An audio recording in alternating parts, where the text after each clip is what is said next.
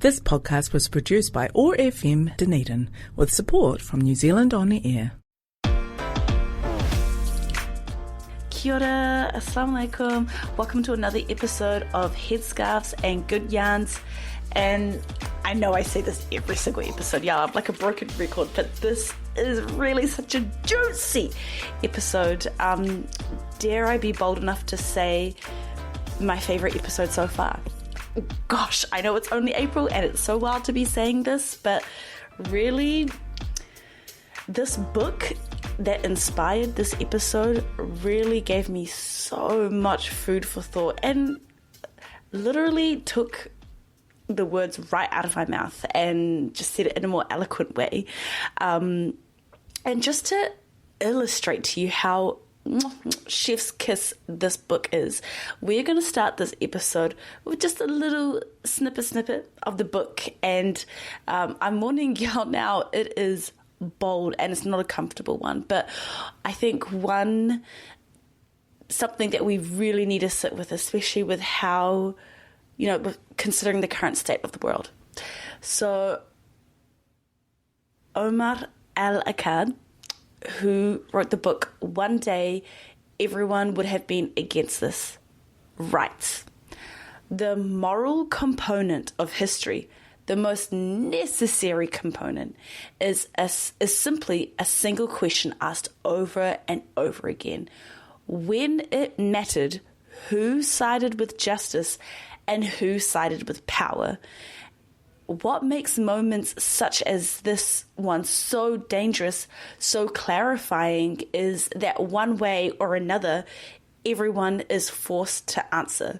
And even from the get-go, there are so many things to unpack about that. I think one thing that immediately comes to mind is,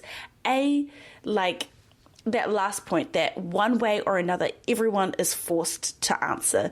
And so there's no way of really claiming neutrality or saying, this doesn't affect me. There's no way that you can distance yourself, one way or the other. And with this podcast, the kaupapa of it is not to say this is where you should side, because I think there's a lot of learning and value and kind of unpacking things and really challenging the lens in which you view the world. But what is being said here is one way or another, you are forced to answer. The way that you participate in the system, your actions, what you show up for, what you don't show up for, where your money, where you choose to put your money, every facet of how we live our lives and how we interact with the system, one way or another, you are forced to answer. I think another thing that I'm immediately picking out is who sided with justice and who sided with power, because those two things are not the same thing. And when we think about our systems and who has the power, who doesn't, where that power lies, how that power is executed, it's not always done in line with justice and freedom, values that we're really raised with, right?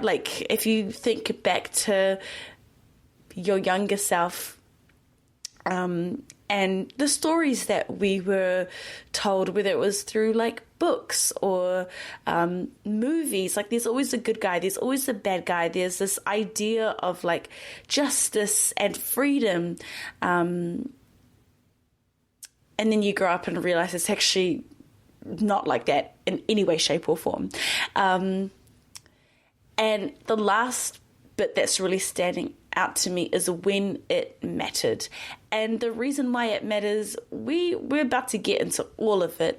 But this little snippet, I think that question of when it mattered, who sided with justice and who sided with power, it's a hella confronting question.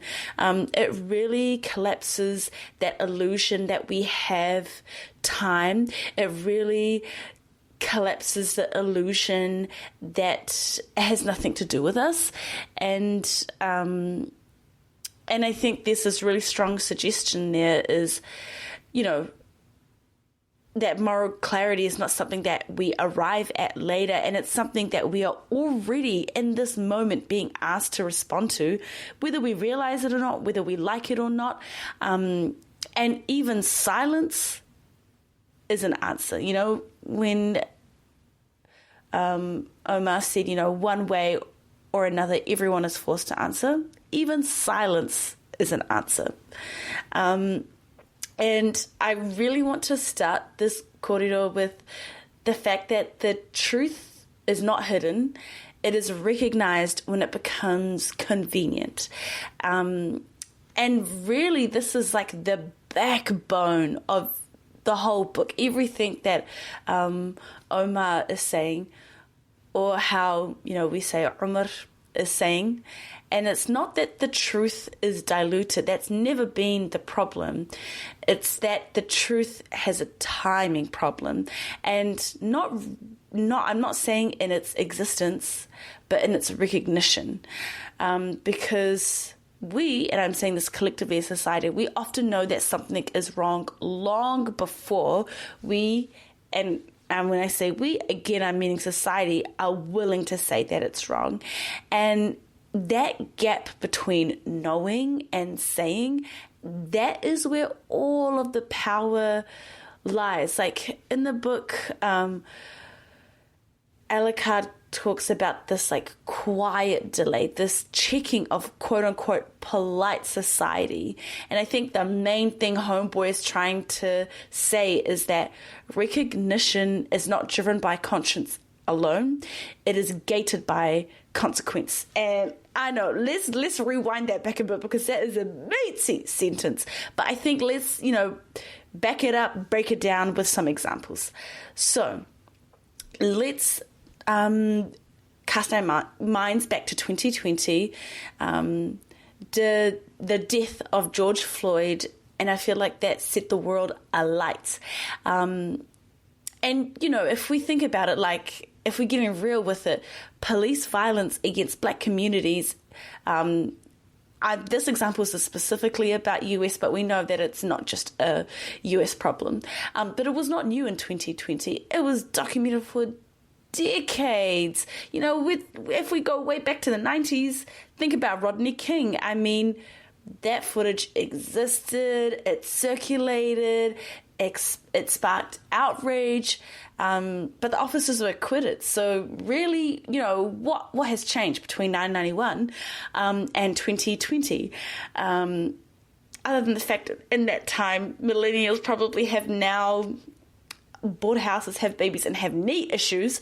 But what has changed? And it wasn't the truth. It was the key thing that changed was the conditions under which that truth became undeniable to ignore. Like, think about it. We have smartphones now, social media, hate it or love it. It's very much a life thing that things spread quickly on social media. Okay, and the people have a platform to say stuff.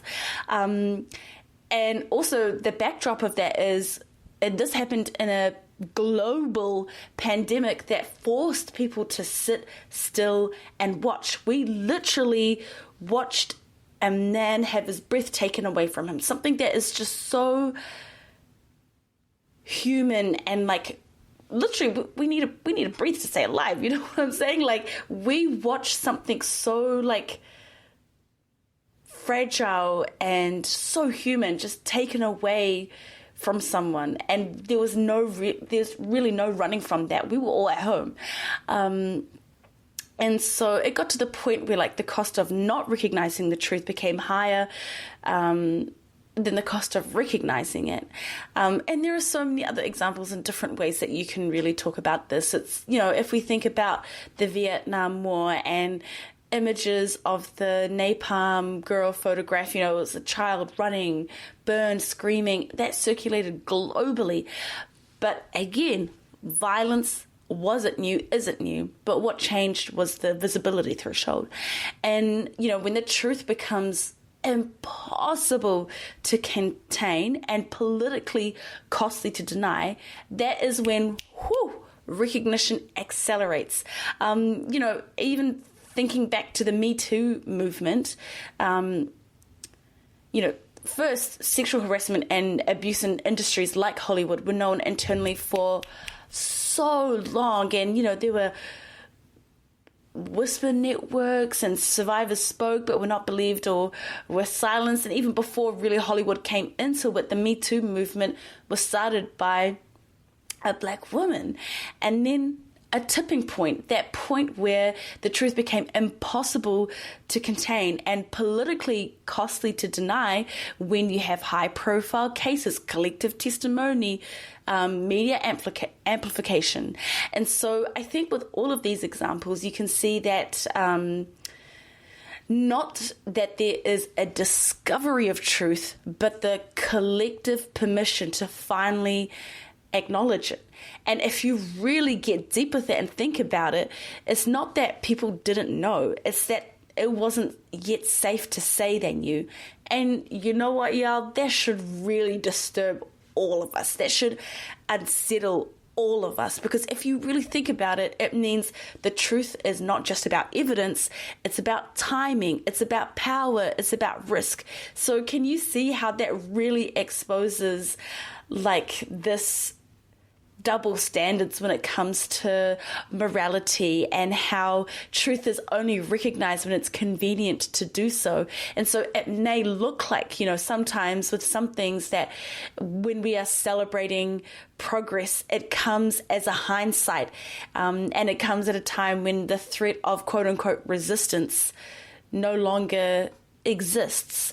And that is hella disturbing. I think, again, I'm not here to tell you this is how you should think. And this is, here is my 2 cents on this particular issue or event or whatever it may be. I'm here to tell you that there's a pattern here. Let's unpack this pattern, digest it into our own lived experience and our own worldview. And how is this a filter that we're applying to our own worldview? And if it is, let's talk about that. Let's unpack that. And so when I say, it's not that we as a society didn't know, it's just that it wasn't yet safe to say we knew. That should really unsettle us. And, if we, I really want to get deeper into this. So if the truth is delayed until it's convenient, then, if you think about it, something has to happen in the meantime to allow us, collectively, society, to live with that delay and comfort. And, I'm proposing normalization. And there are so many examples of this. If you think about the war on terror post 9/11, there were so many things that came out, right? There was policies indefinite detention, surveillance expansion, torture, and these facts were not hidden. It's not like you had to go digging for this information. There were reports, and journalists were documenting abuses in places like Abu Ghraib. And, yet for years, these practices were framed as necessary, protective, temporary. And I think the point that I'm trying to say here is that you can see how violence can become justified through a narrative. So, with policies like that, it's not thinking about things this is a violation of human rights. It then becomes a narrative or a story of, well, this is what security requires. And, once something is framed as security, opposing it then becomes framed as risk. And I think that's exactly how normalization works. It doesn't ask you to agree morally, but it does ask you to accept practically. So, peep the difference there. Agree morally versus accept practically. And it kind of just goes back to that point where, one way or another, you are, forced to answer. I think another example that really highlights this is mass incarceration in the United States. So for decades, policies that disproportionately targeted Black communities were justified through quote unquote tough on crime rhetoric. And, incarceration rates were skyrocketing. Like, we knew that communities were being devastated, but it was very normalized through language of law and order, crime prevention, public safety. And so, and as I say this, I am well aware this is not just in United States. This is also happening here in Aotearoa. There have been reports about this exact issue here in Aotearoa. So it's not just, I just want to put it out there. I know that it's not just a United States thing. It's not an American thing. This happens here in Aotearoa too. And I think these examples really just highlight how, we as a society can live alongside injustice when it is made to feel necessary. And when it's made to feel necessary, it's harder to... the timing, it seems inconvenient. Sorry, that's what I'm trying to say. It seems inconvenient to speak up against that because it becomes harder to disrupt, and that disruption seems dangerous. And, then it kind of takes us to the point where what happens when resistance is no longer dangerous. And I think this is the whole point of the book, because it's not just that we condemn the past. It's really interesting. I think there's something that we all need to know is when we choose to condemn it. And I'm heavy on the when, because if you think about it, once far enough removed, everyone will be properly against or aghast, ... And there are so many things that can come after that ... But it seems as if, progress is celebrated only once resistance is no longer threatening. Take the civil rights movement. Martin Luther King, widely celebrated, quoted, memorialized, but during his lifetime, surveilled by the FBI, widely unpopular, considered disruptive, dangerous. Same for Malcolm X, now studied and respected, but at the time heavily vilified. So it's not that the message has changed; it's the risk associated with agreeing with it that has.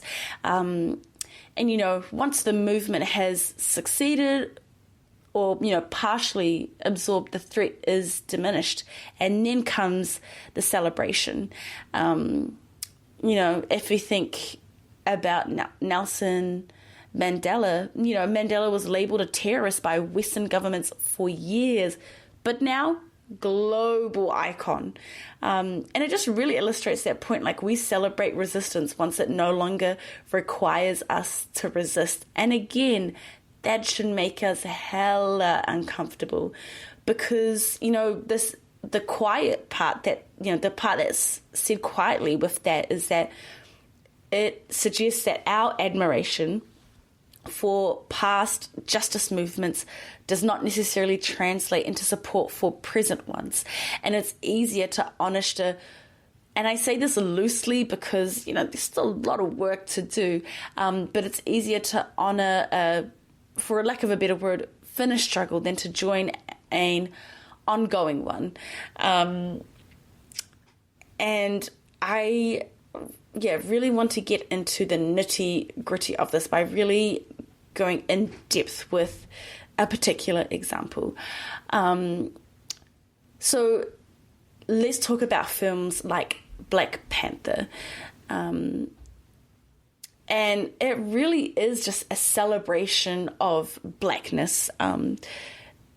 It felt like as an African, I was like, yo, when Black Panther came out, I was like, this is sick. This is so cool. Even though I'm a Somali person, so I didn't exactly capture everything from my culture, but there were snippets that I was like, damn, this is so cool. And like, this is me as an adult getting excited about. Like, I can't even imagine how excited young Amal would have been if Black Panther came out when I was younger. It was so cool. Like, I think I went to the movie like 5, 6 times to watch it in the cinemas when it came out. And yeah, Black Panther, like, such a celebration of blackness. And but there's so much behind the celebration of blackness today, and Black Panther is just an example of it without understanding the scale of, I don't know, just like pain and horror and trauma that came before it. So we're going to go back in history, and this might seem like I'm going on a tangent, and I know that I often do that, but stick with me, because this tangent, we are going to land the plane with a conclusion, y'all, okay? So between the 17th and 19th centuries, millions of Africans were forcibly enslaved and transported across the Atlantic. And slavery was not just a social system, it was an economic engine. By the early 1800s, cotton, produced almost entirely by enslaved labor, made up over 50% of US exports. Okay, 50%. The way I'm like, we need to surf that for a second. Half of the country's export economy was dependent on enslaved black people, okay? So historian Edward Baptist estimates that by 1860, the total economic value of enslaved people in the United States was around $3 billion at the time, which would be tens of billions today. And this is even before accounting for the broader economic ecosystem built around that labor. That's just straight up direct valuation, period. Okay? Because slavery just didn't just produce cotton, it produced banking systems, because there were loans using enslaved people as collateral, insurance industries, because there were policies on enslaved bodies, shipping and trade infrastructure, the northern textile mills processing southern cotton. So, this is just to say that even states that didn't have plantations were deeply entangled in the profits. And historian, sorry if I say this first name incorrectly, Sven Beckett calls this war capitalism. So it's that idea that modern capitalism, it didn't emerge cleanly, but through coercion, violence, and extraction. So, when people say like America got rich off slavery, it's not an exaggeration. It's not a rhetorical. It is the truth. It is facts. It is numbers. It is structural, period. Okay. So stay with me, y'all. Stay with me. So when Umar is talking about delayed morality, because, the whole point of the book is that truth is recognized when it becomes convenient. So there's this delayed morality. This is a really, really, really important here. So abolition is often framed, as a moral turning point. But economically, that extraction did not end, y'all. It did not end. It evolved, in fact. After slavery, you get sharecropping systems that kept black families in cycles of debt. You get convict leasing, where incarcerated black men were forced into labor. And then you have the Jim Crow laws that restricted access to education, property, and wealth. So, slavery was abolished, but that economic gap that was created was never repaired. No redistribution, no compensation, no structural correction. And this gap, it very much exists and persists to this day. Economist William Darity calls it the racial wealth gap, where today the median white household in America holds significantly more wealth than the median black household. And that is not because of individual failure. It is generational accumulation versus generational exclusion. That's literally what's happening there. So let's kind of fast forward and bring it to today. We arrive at a moment, we're living in a moment where Black culture is globally dominant. We're talking music, fashion, language, aesthetics, and even if it isn't directly acknowledged, you cannot deny the influence of Black culture and what it's had on music and fashion and language and aesthetics. And then you have films that come out like Black Panther, amazing films. I know it doesn't capture all of Blackness and all of what Blackness is, because it's not a homogenous experience. There's layers and so many things to it. But it was great representation, and damn, it won awards left, right, centre. So it really became a cultural landmark. And if you think about it, like, it's a film that imagines an unconquered African nation, untouched by colonialism, rich, advanced, sovereign. Like, that hurts. That really hits. And I think this is where the tension comes in, because it's a vision that exists in a world where the material consequences of that denial are still present.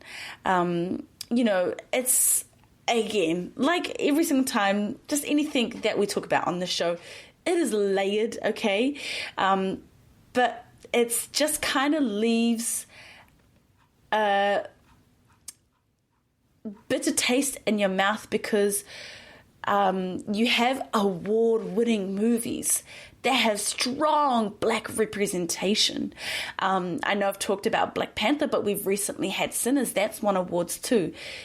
But it's come after the fact the nation has gotten rich off Black enslavement. And so that delay in morality and that celebration of Blackness, which seems like recognizing this truth after the fact when it feels safe. I think this is where what Omar is talking about in his book just like really cuts through, because it's celebration that comes after the extraction. It's like hindsight. After that wealth has been built, after the systems have been established and still exist, and after that gap has been entrenched. And I think where the critique is coming in is kind of talking about this performative empathy, because engaging with a Black culture today often feels like some kind of moral alignment, right? Like watching the film and celebrating the cast and sharing the moments. It kind of like is signaling like, I see this, I value this. But at the end of the day, it asks very little. It does not require, confronting how that wealth was built, questioning current inequalities, or supporting any kind of redistribution or structural change. And so in this case, like, empathy becomes safe. And so I think that's really what Umar is getting to in this book, where, once we are safe, quote unquote safe, empathy expands, but its stakes shrink. Because the dangerous empathy would have been opposing slavery when it was profitable, resisting segregation when it was normal, challenging inequality when it benefits you. But once those moments pass, once resistance is no longer threatening, empathy becomes easier to perform. And, there's a double standard there. And this is where the hypocrisy becomes unavoidable, because on one hand, there's a celebration of Black excellence and a global consumption of Black culture and this symbolic inclusion. But then on the other hand, there's persistent wealth inequality, systemic disadvantage, slow or absent structural change. And so I think the key question here is that what does it mean to celebrate the culture of a people whose material conditions you are unwilling to materially transform? And I think this is that question really exposes the double standard there. And it really speaks to that key question that we opened this episode with. So what I'm trying to say here is I'm not trying to dismiss representation. As I said before, I freaking loved Black Panther, and I loved Sinners, because Sinners was one of those movies where it was using horror as a genre to really speak to, say some things about the world and say some things about who is humanized, who isn't, who is celebrated and who isn't. There's a lot to unpack. If you watch that and you thought that it was just fun little horror, little thriller, I'm going to need you to go back and watch it again, okay? I really need you to go back and watch it again. So I'm not here to dismiss representation. It is powerful, but I think we need to get to the point where we refuse to let it stand in for justice, because the whole, I think the pattern that Omid kind of highlights in his book is that truth is recognized but late, empathy is expressed but safely, progress is celebrated but selectively. And what is the cost of that? The cost is that the people, the communities who endured that harm are still living with its consequences. So, in light of that, we need to stop treating empathy like it's just a feeling, because it ain't. Empathy is a structure. It is organized, it is distributed, it is taught, and it's given to us with a pretty ribbon on top, okay? And I think what we're often told about empathy is that it's natural, and that when we see people suffering, we respond. And history, and we don't even need to go back to history. Right now, the way that the world is tells us a different story. And I think it's because not all suffering is allowed to register in the same way. There's a hierarchy of humanity that our system loves to embed into us. Philosopher Judith Butler talks about the idea of grievable lives, that some lives are publicly recognized as fully human, fully worthy of mourning, and others are not.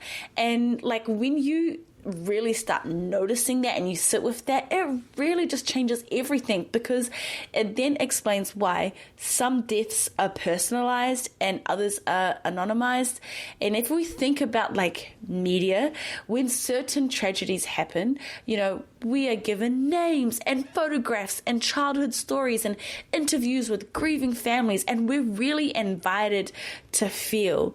But in other cases, we are given numbers, vague descriptors, distant language like casualties. And if you think about which communities, that happens to, you can notice that this distance that is created with language like that is not accidental. It is very much constructed. And I think, there's this narrative, this story that we're all told, and we're told it in different ways, within our structures, the stereotypes, the assumptions that we have about communities, media. And I think why I'm really bringing that point home is that empathy, it doesn't just come from proximity. It comes from storytelling. Who is framed as innocent, who is framed as complex, who is framed as a threat. And all of these stories, they really do shape our emotional response. After 9/11, Muslim communities globally were framed through the lens of suspicion, extremism, and security. And so, when harm was inflicted on the Muslim community, whether it was through surveillance or detention or violence, the empathy response, girl, it was on mute. And you know why? That narrative had already done its work. And so the suffering of the Muslim community felt conditional. And I am part of the Muslim community, and I have very much felt the impacts of that storytelling directly in my life. And, a couple of weeks ago was March the 15th. And honestly, that day will never be just a day for me since the Christchurch terrorist attack. And leading up to the Christchurch terrorist attack, there were, lots of threats of violence and just straight up violence towards, my community. And this was brought to, it was handled the way it should have been. The response given wasn't what it should have been. And so when the Christchurch terrorist attack happened, it may have come as a big shock to Aotearoa, but, to the Muslim community, the escalation of violence and threats and dehumanization had just gotten to the point where it just didn't feel safe. And so, empathy is strongest when innocence is uncontested, and that weakens when humanity is debated.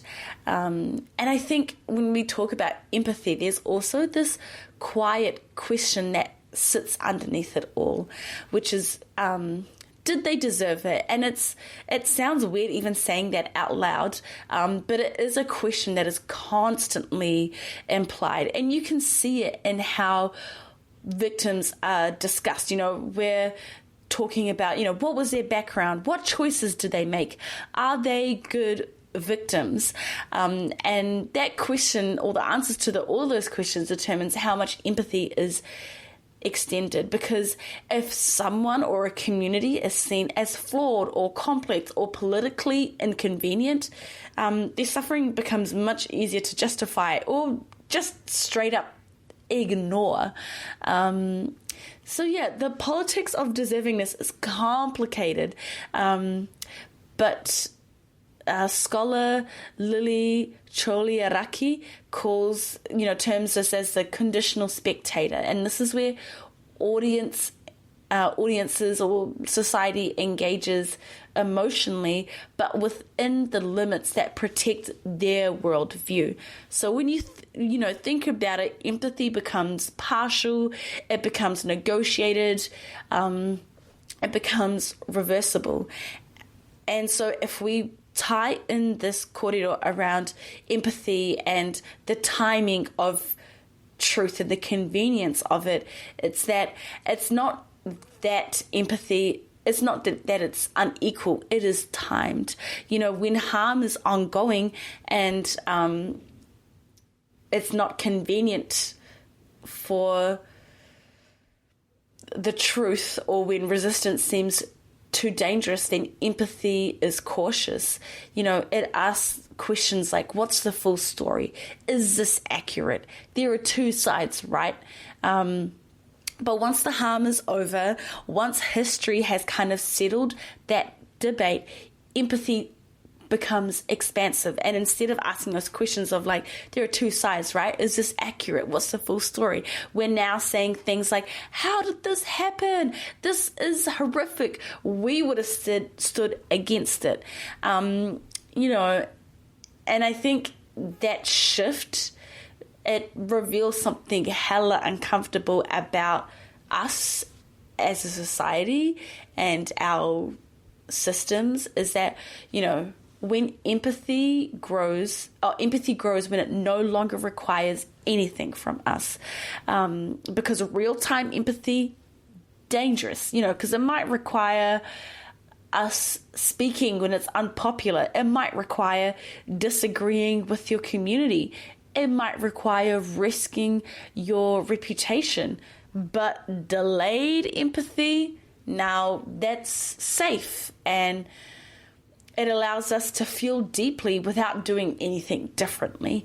And then if we're really getting into empathy, there's this other thing that I really want to unpack called contained empathy. And this is what happens when empathy becomes contained. It exists in documentaries and films and social media posts and moments of reflection, but it really escapes into policy change, sustained action, redistribution.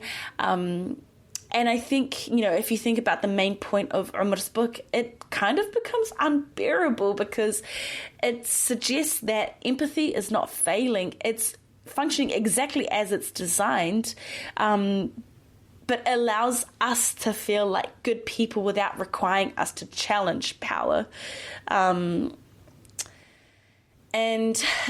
And I think another key thing about this book is that this critique or exposing this delayed empathy or this delayed morality is that it helps us understand how, quote unquote, ordinary people can become part of harmful systems. There's this idea of, and I know I'm going to say this incorrectly, but adiaphorization, which is about removing actions from moral consideration. So it's when something stops being seen as a moral issue, but it just becomes a task, a role, or a function. So instead of, asking, like, is this right or wrong, we're now asking ourselves, is this my responsibility? And if the answer feels like no, if it's sounding like a no, morally they disengage. So, how do we know that this is happening today? If you think about, for example, immigration detention systems, just globally, you have policymakers designing the rules, administrators implementing them, guards and enforcing them. And at each level, people can say, like, I'm just doing my job. And, that phrase, just doing my job, it's like a clear example. Like, you're literally, it just becomes a task or a role or a function. And it kind of separates action from accountability. And if you think about another example, tech companies, because there's engineers that build algorithms that amplify misinformation, that reinforce bias, that prioritize engagement over nuanced, kōrero over truth. But that responsibility is diffused when individuals can say, like, I just wrote the code. I don't control how it's used. That's a policy decision. So in that case, the harm becomes systemic, but no one feels individually responsible. And I think that is how alignment with power becomes invisible. And it's not that people are evil, but because the system is, structured in a way that allows us to opt out of that moral reflection. So, when we go back to that question at the beginning of this episode where we were saying, who sided with power, that's not always a conscious choice. And that's, I think there's that follow-up part of, like, either way, you do make a choice. And I think sometimes it's about the absence of a choice, the absence of questioning. And I think that's what makes it so pervasive and why we should be so bothered and unsettled about this, so we can talk about it and make this conscious for us. So, we have been really getting into the past, but I think the reason why we really need to get into this now and why it's so relevant is, because it's one thing to analyze history, but it's, another thing to recognize that what we are living right now, especially with the world moving in the way that it is right now, is that we are inside the exact pattern that we are critiquing. In the book, Omar writes, checking on the balance of polite society to see if it is not too troublesome yet to state what to the conscious was never unclear. So what he's describing is hesitation, not confusion, not ignorance, but hesitation. So let's talk about what is happening in Gaza at the moment. The scale of destruction is not hidden. It is being documented in real time. There's videos, eyewitness accounts, humanitarian reports. And so, there's this weird linguistic negotiation that's happening right now. People are debating what to call it, how to describe it, whether certain words are too strong. And I think we need to keep it so real about that, because words matter, and language determines urgency. Calling something a conflict kind of suggests that there's this mutuality. Calling it a war suggests there's some inevitable component to it.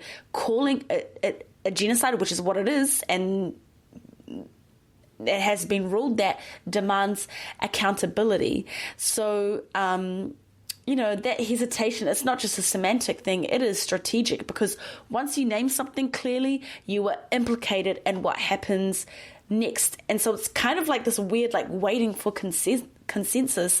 And I think when Omar was talking about the idea of polite society, this is where it becomes painfully visible, because now people are watching what their peers say, what their workplaces allow, what won't cost them socially or professionally, and then kind of adjust according to that. And you can really see that with the delayed statements and the carefully neutral language and the silence framed as complexity. And so I think we should be asking ourselves, how many people already know what they think but are waiting to see if it's safe to say it? And I think that waiting, that pause, it's not neutral. It's that delayed morality. And then we can see the cycle in the Black Lives Matter movement as well, because in 2020, there was mass protest, global solidarity, widespread visibility. But there was also pushback and reframing and attempts to dilute the message, all lives matter. Who said that? But, now a few years later, many of the core ideas are more widely accepted, but that urgency is gone now, girl. The resistance is less threatening now. And so agreement feels easier. And that's exactly Omar's point of the book. There's that we often arrive at the right position only after it stops costing us anything. And then now we kind of layer in the digital environment that we live in, because we cannot deny that. Deny that. Sorry, y'all. We're living in a world where misinformation spreads faster than verification.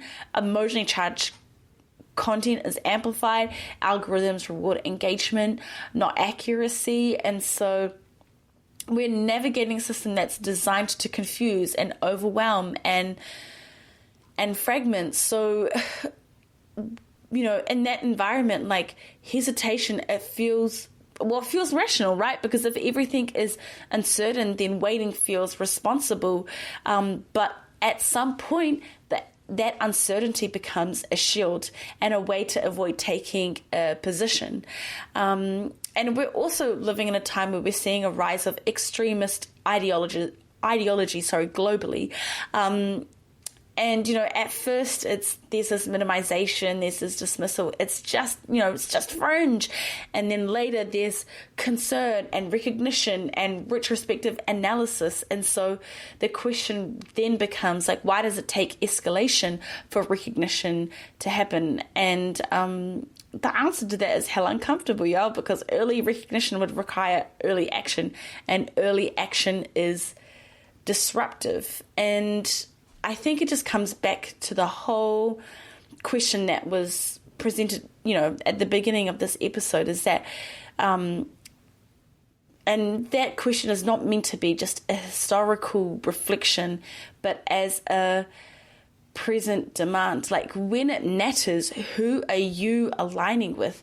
Not later, not when it's clear, not when it's safe, but now, because one day all of this will be simplified. The debates will disappear. The hesitation will be forgotten. People will eventually say, like, it was obvious, but, it's only obvious once it's over. And I think the way the world is going right now, I just don't think we can say, like, wait for it to be obvious. Because, if you think about it, once far removed, everyone will be properly aghast and shocked that any of this was allowed to happen. But for now, it's so much safer to look away, to keep one's head down. And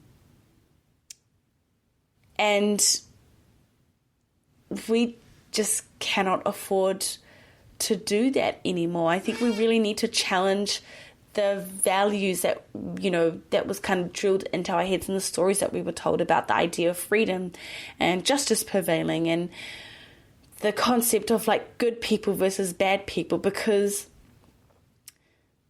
I don't necessarily think you can simplify it to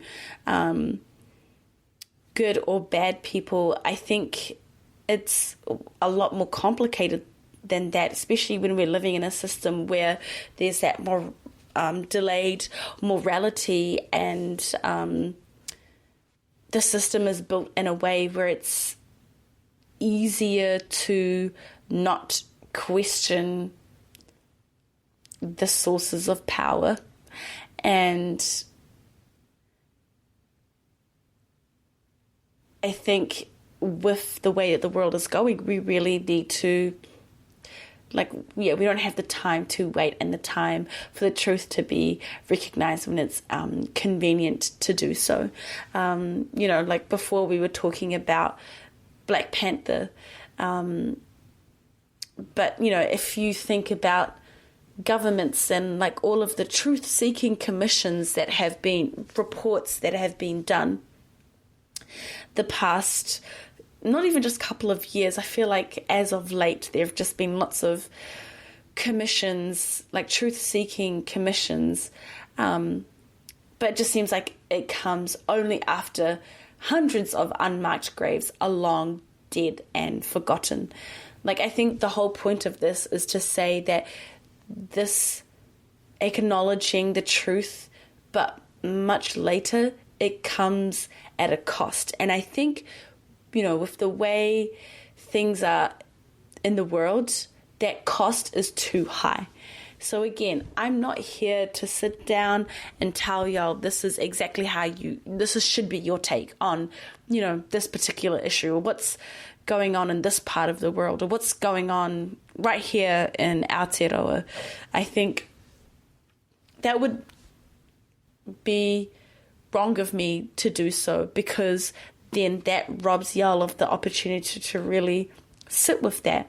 Because when you have access to education, or when you have access to information, or just any kind of opportunity where your worldview can be expanded, like, there's actually so much hard work that needs to be put in, not just intellectually, but emotionally as well, where you really challenge how that impacts how you see the world. And so I hope, for example, this episode or this show can be that.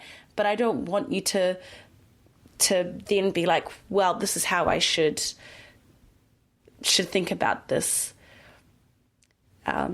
Because there's so much value that comes from doing that analysis. But all I'm saying is that, that question of when it mattered who sided with justice and who sided with power, that's really important for us to investigate that for ourselves, because we're living in such an inflamed world, and the cost of having that answered for us by default is too high. So thank you for joining in to another episode of Headscarves and Good Yarns, and catch you for the next one. Thank you for tuning in into another episode of Headscarves and Good Yarns. To keep spinning the yarns, let us know your thoughts. You can find us on Facebook and Instagram at Headscarves and Good Yarns, or email us at headscarvesandgoodyarn@gmail.com. This podcast was produced by OAR FM Dunedin with support from New Zealand On Air.